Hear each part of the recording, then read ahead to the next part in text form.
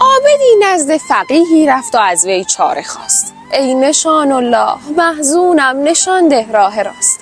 بر سر سجاده در مسجد نشستم صبح زود، رکعت اول برای سجده هنگام فرود، از میان پای خود دیدم که دزدی نابکار کفشهایم را درون کیسه کرد و قلب فرا.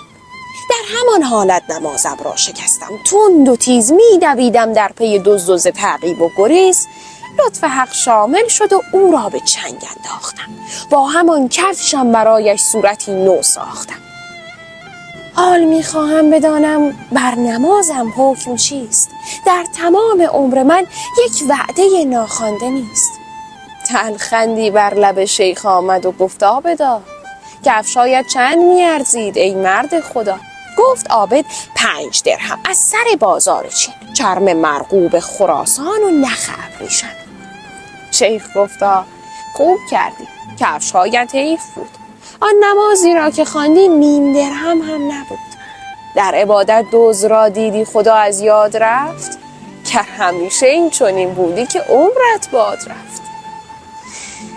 من به در گفتم ولی کم بشنود دیوارها، چشمهایت را بشوی و مغفرت کن بارها. عابدان دینی که می لرزد به موی دختری، بدتر از کفر است.